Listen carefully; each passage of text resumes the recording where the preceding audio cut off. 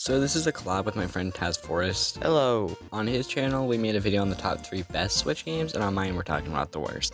So here we are. Also, quick thing to mention is that we're avoiding titles that are very, very small, that no one has heard of, and also shovelware. And we also made sure to have no overlap on our list, because you already know what number 1 is, and you know.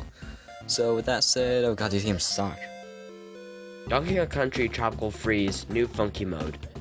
This game is a good game, but I hate that it's literally just the Wii U game with a new funky mode. For 60 bucks! That's some garbage.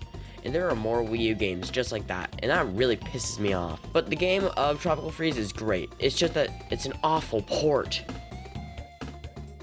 I hate saying this, but let me explain. I love Minecraft. It's one of my favorite games of all time. I've been consistently playing it since about 2012. It's truly one of the closest things to a masterpiece we have. But the Switch version is just very meh. And to that extent, every modern console version. Let me explain. But first, history lesson time. Minecraft Pocket Edition was a thing for a long time, and with the 0.17, later renamed 1.0 update, this new interface was introduced, which is awful. So they had this one too, and this is honestly pretty decent for mobile, and it's very reminiscent of the PC version. But imagine using this with a controller. I mean, it's fine, but with the Together Forever update, Minecraft Pocket Edition was released on Xbox One, Switch, and on Windows 10, yep, only on the Microsoft Store, that's annoying. The reason they did this is so that way you can play on your PC with your friend who only has an Xbox One. And Sony later joined too, and I love that idea. And this was a couple months before Fortnite did the same for PC and mobile, and it took over a year after that for Sony to be cross-platform on Fortnite. But they didn't rework the interface for Minecraft console at all. And like, why is there a delay when switching items in the menu? Like, move your cursor and you gotta wait a second, or else your A input just won't do anything. Why is there a delay? Why is the cursor so laggy? Why did they completely scrap this very useful and great menu from the console versions before? This is decent on mobile and PC, but I feel like they did very little optimizations for the console versions. The old menu worked perfectly, and I've been playing Minecraft console since about 2015 with the PS3 edition, and even earlier on an old friend's Xbox 360. And Minecraft Bedrock just looks so much darker and less vibrant than the console versions. It genuinely pains me to put Minecraft on a worst list, but the console versions are just not that good. Minecraft Java, formerly known as PC, mobile, and Windows 10 are really the only good ways to play it now, because of how awful they ported the mobile version of the game to console instead of remaking the console versions. And yes, I'm aware that they had to remake the game to run the same engine as other platforms to enable cross-platform, but they could have remade the console menus when using a controller, or had an option to have the old console menu like they do for the other menu, or I don't know, put effort into porting it. In the PS4 and I believe Xbox One versions, you can use a keyboard and mouse, and it's pretty good, but obviously the Switch version you can't. My number 2 pick is Super Mario Odyssey. This game has so many things I hate, like the crappy controls. The only move worth using is the long jump into a dive move thing. And the moveset is super easy to learn and master. It has way too simple boss fights. The captures do nothing interesting and is just limiting Mario's moveset. It takes away any satisfaction from shortcuts. It has too many moons, way too many moons. The costumes are stupid. It does not have lives. It is way too damn easy. This game is still a good game. It's just the most flawed 3D Mario game. Hey, but you forgot about this game. 1, 2. Ah yes, what Nintendo thought would be the new Wii Sports. But there are a couple small things that they did which make this game not that good. One is that Wii Sports had 5 minigames, meaning that they had way more time to work on each minigame, and 1-2-Switch has 28. They also use real-life humans instead of Miis, even though the Switch has Miis. The minigames, like Wii Sports and Wii Play, are made to show off the Joy-Cons, but Wii Sports was so fun to play tennis and bowling over and over and over and over and over. In Wii Sports, all the minigames were things that we all know instead of just unlocking a chest. And the novelty of the Joy-Con wears off so much faster as the motion controls were a thing 11 years before the Switch. And yeah, HD Rumble's cool, but they should have focused on making the games more charming instead of forgettable. With 5 minigames, you can easily remember all of them. I dare you to try to remember all 28 of the 1-2 Switch minigames. Well, yes, the minigames are fun for the first, maybe second time playing. They're not replayable at all. Now, if the game was like $20 or $30, then I'd be singing a different tune.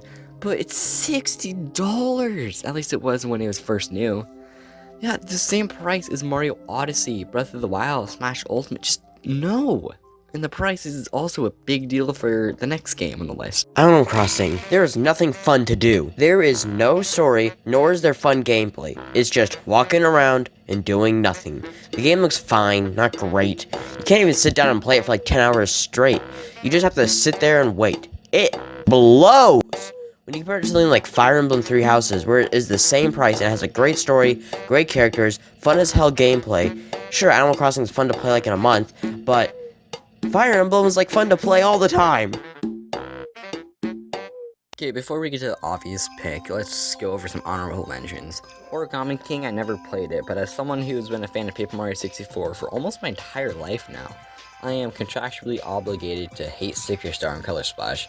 I think Super is actually one of the best games ever made, and Thousand Year Door is good, but not nearly as good as 64.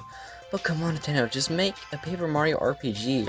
Has good story, visuals, characters, environments, and gameplay like you did 2 other times. I'm asking you guys to be lazy. And a lot of people hate Super Mario Party, and I can see why.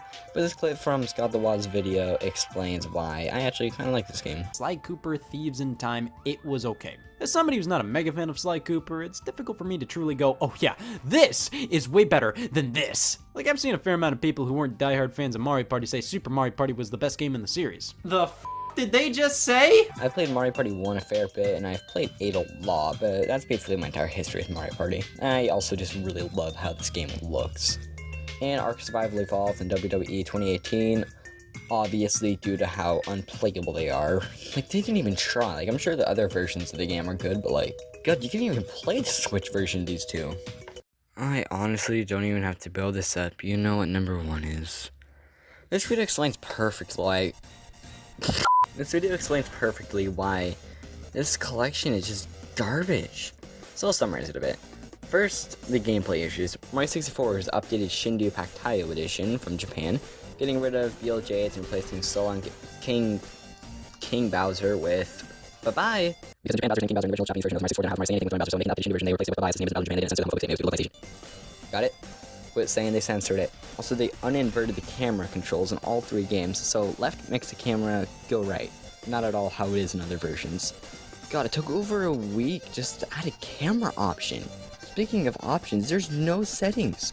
Let's look at Mega Man Legacy Collection, which is $20 cheaper. It has CRT filters, customizable controls, rewind, save states, promotional art, concept art, and 6 games. Mario 3D All-Stars has Mario 64, Sunshine, Galaxy with the soundtracks from all. Hey, that's not even that much. Now, to defend it real quick, Mario 64, Sunshine, and Galaxy altogether cost more than $60. Like, my Sunshine disc only, was $35, and 3D All-Stars version, in my opinion, is the best way to play Galaxy, as you can use Y to spin, and using Joy-Cons is much better to use an IR camera than the pointer controls of the Wii version. Okay, back to hating the game.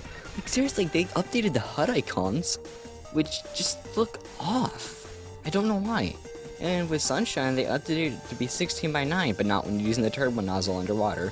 And they didn't even update Mario 64 to be 16:9, which is the thing K's and Manuart got working in 2018. And they did no cool fun borders like Mega Man Legacy Collection. And also Mario 64 and Sunshine run on emulators while Galaxy is remade for the Switch, as Switch isn't good enough to emulate Wii games. So they remade the entire game. And that's why Galaxy 2 isn't in the collection. Hearing that, you'd think, that's a good reason Galaxy 2 isn't in it. But no, they've been working on the collection for over a year. And the changes made to Mario 64 and Sunshine are done in real time. So the HUD changes and stuff are changed while playing the game. The ROMs are just unedited versions because, we're gonna stop people from using the texture editing tool. Sunshine also swaps in a few updated textures, just like Super Mario 64, and here they use a folder literally titled, I kid you not, Lazy Texture Replace to do so. Say what you will about this collection, but if the developers are calling their own methods of updating a game lazy, then, I don't know, just seeing the missed potential of a Wind Waker HD treatment stings that much more for me. Like seriously, they didn't even have an option to disable Rumble, something they did in 1997. This is one of the laziest things Nintendo's ever done. They even admitted to it.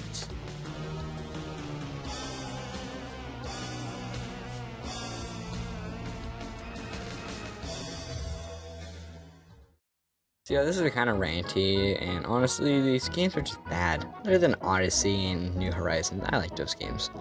So yeah, watch this video on Taz's channel of us praising Switch games.